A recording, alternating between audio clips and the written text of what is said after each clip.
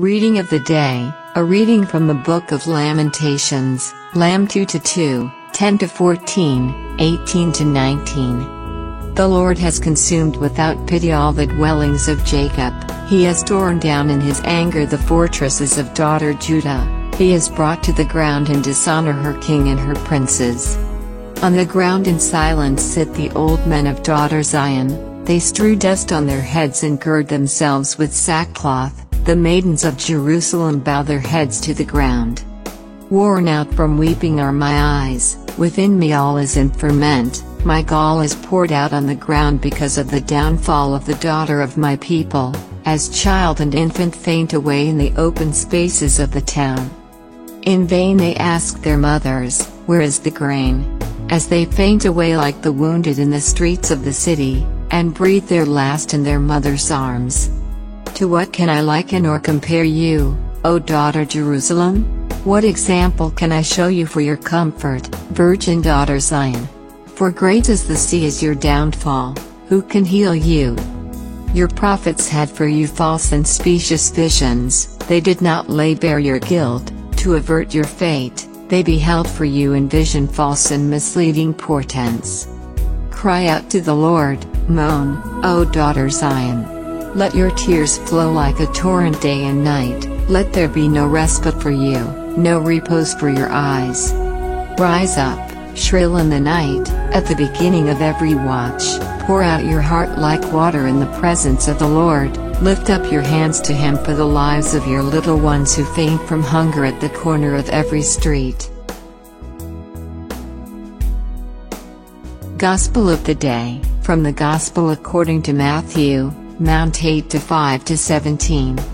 When Jesus entered Capernaum, a centurion approached him and appealed to him, saying, Lord, my servant is lying at home paralyzed, suffering dreadfully. He said to him, I will come and cure him. The centurion said in reply, Lord, I am not worthy to have you enter under my roof, only say the word and my servant will be healed.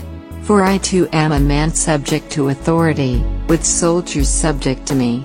And I say to one, Go, and he goes, and to another, Come here, and he comes, and to my slave, Do this, and he does it. When Jesus heard this, he was amazed and said to those following him, Amen, I say to you, in no one in Israel have I found such faith.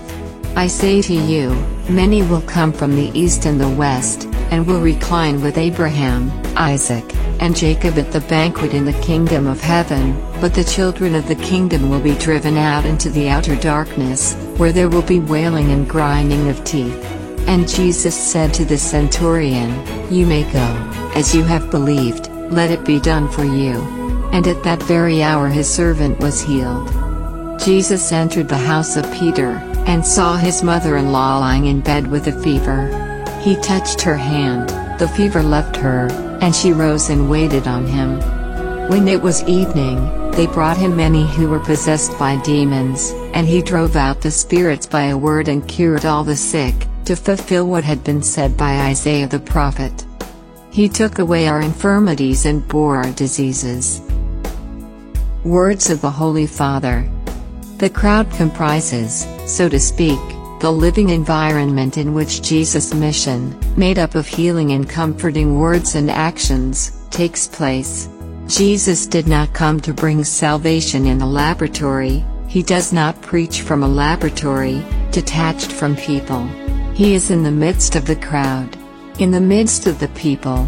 Just think that most of Jesus' public ministry took place on the streets, among the people, to preach the gospel, to heal physical and spiritual wounds.